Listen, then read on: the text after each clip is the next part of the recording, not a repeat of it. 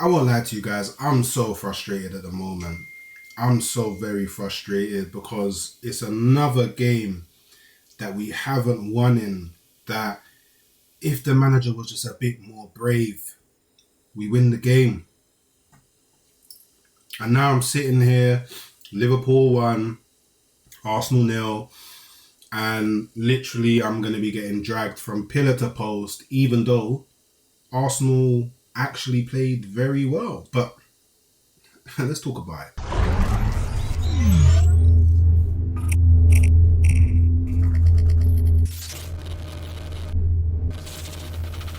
I'm trying so hard not to super crash out because, look, I still think that there's a lot of positives to take from this game. But one thing that I need everybody to understand very, very, very clearly, very clearly, I am so sick and tired of this manager, opting to go into these big games and play for the draw, play to not lose, rather than just take the handbrake off a bit and say, look, you know what?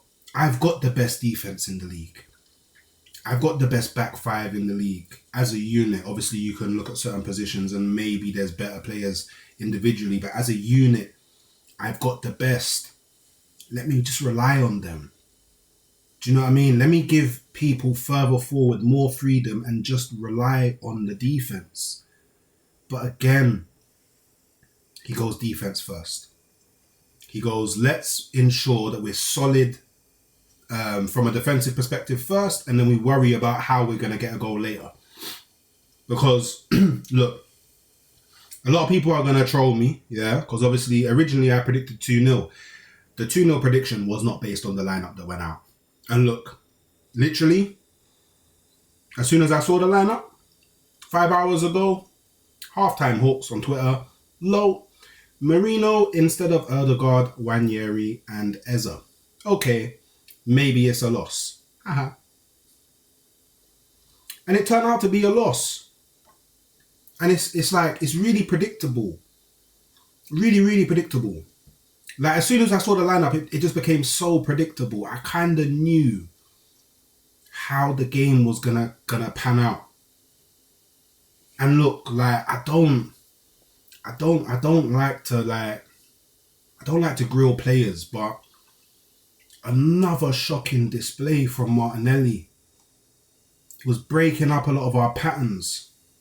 He was in positions where if he just had his head up, he'd find the right pass. He could have played through Victor Gyökeres, but he didn't. He delayed, dilly-dallied, because he doesn't have that, I don't know, that decisiveness, that speed of thought. Like, he can't process what's going on around him at a quick enough pace and then react. It's so, like, and I know a lot of people are going to get onto Victor Gyökeres. I already know. In the comments, I already know. I've already seen it around Twitter. But the thing is, nobody was trying to provide for him. Nobody was trying to involve him in the game. It was kind of just like, do you know what? We had Martinelli, who's left on an island on the left, and we had Victor Gyökeres, who was kind of left on an island in the middle. I don't get it. I honestly don't get it. And look, I wouldn't have started Martinelli. I really wouldn't have. But you did start him. And that was a decision that you made. But you're a smart guy. You're intelligent. You're not stupid. Like, I know ha, Arsenal haven't won anything in 5-6 years. Cool. But you finished second 3 times in a row, so I know you're not stupid. You saw that first half performance. The pendulum was swinging our way. If you come out in that second half with a bit of intent, you didn't even need to make too many changes. All you really had to do was take off Martinelli and bring on Eberechi Eze. That's all you had to do. All you had to do was take off Martinelli and bring on Eberechi Eze. Because when Eze did come on, you already see the IQ is infinitely higher. The ability to play is infinitely higher. The confidence, the willingness to drive it is infinitely higher. The link up, infinitely high. Everything is just higher. A man are telling me he's not a left winger. Man telling me, oh, Eze's not a left winger. But I tell you what, he was playing all right on that left wing, you know. Because look, to me, it's a left-hand side. You man know already tactically. I got videos on it. I'll probably do another video on Monday. We'll dive a bit deeper. But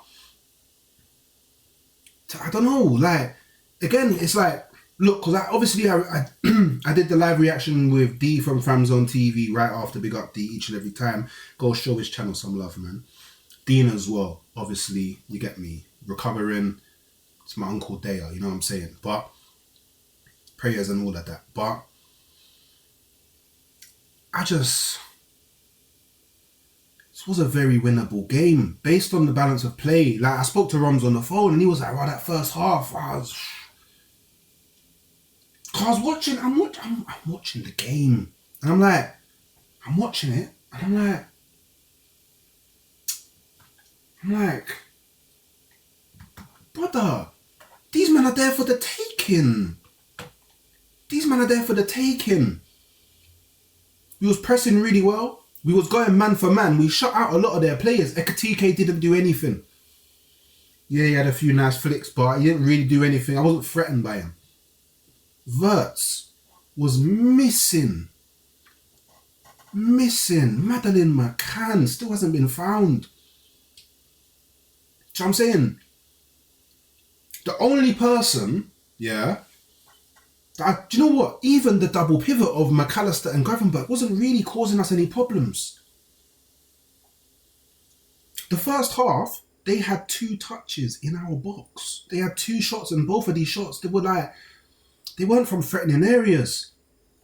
You had the Gakpo shot from outside the box that went left of the post, and you had the Gravenberch shot that went, I believe it went straight to Raya. That's all they did. And then you get to half time and you don't go, aye, raw, you know what?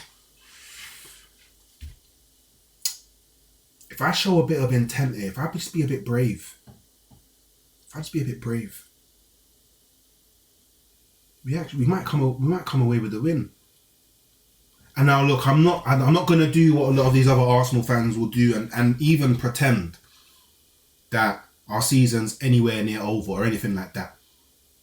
Yeah, because performance-wise, when it came to the players executing the game plan that was set out for them to execute, they executed it perfectly.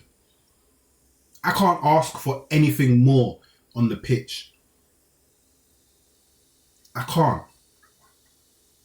I actually tell her that I can ask for more creativity, but that has nothing to do with them. We didn't have any real creativity on the pitch. The only person that kind of looked like maybe you can make something happen is Zubimendi. Madueke actually had a really good game. But again, on that right-hand side, he's not trying to create. He's the person you create for. And let's be honest, most of the times that people were creating for him, it was Raya from a goal kick. And that says it all. You can't go into a game like this with essentially three DMs. You can't do that.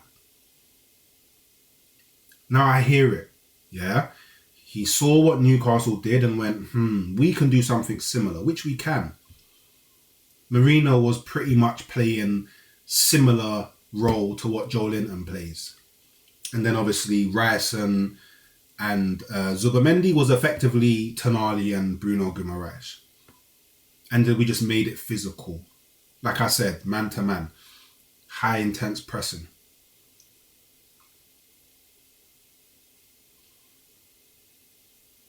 But they lost the game. And we lost the game.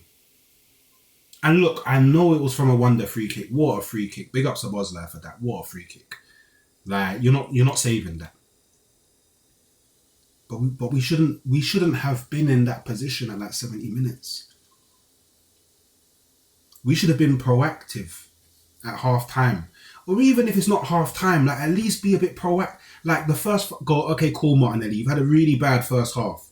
But you know what? I'm going to give you 5 to 10 minutes of the second half and see what you can do. He got worse. And he's still not coming off the pitch.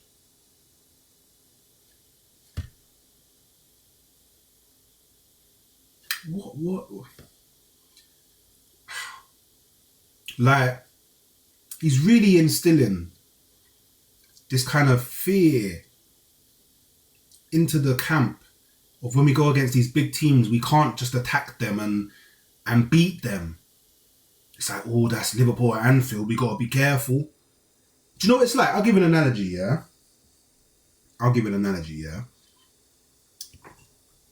When you have a kid, yeah, and your kid's growing up, yeah, the way that you react and behave around certain things influences the kid, yeah? So, for example, yeah, if you're an adult that's like mad scared of spiders, you got mad arachnophobia, yeah?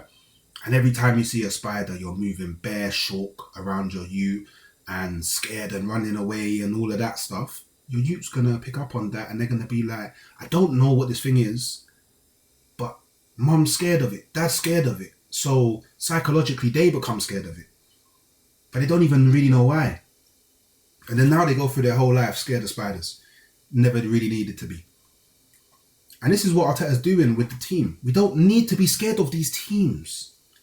Respect them, yes, but we don't need to be scared of these teams.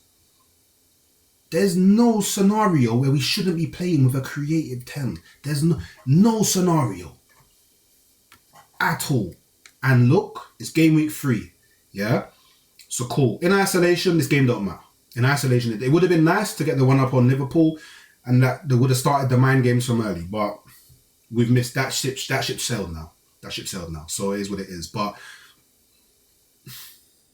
please use this time to kind of get over whatever fear you have and just remove the handbrake. That's all I ask Arteta. Please remove the handbrake. So yeah, people, let me know what you think about this game in the comments below. Like and subscribe. You know, we're trying to grow, trying to hit 10k. And yeah, catch you next time.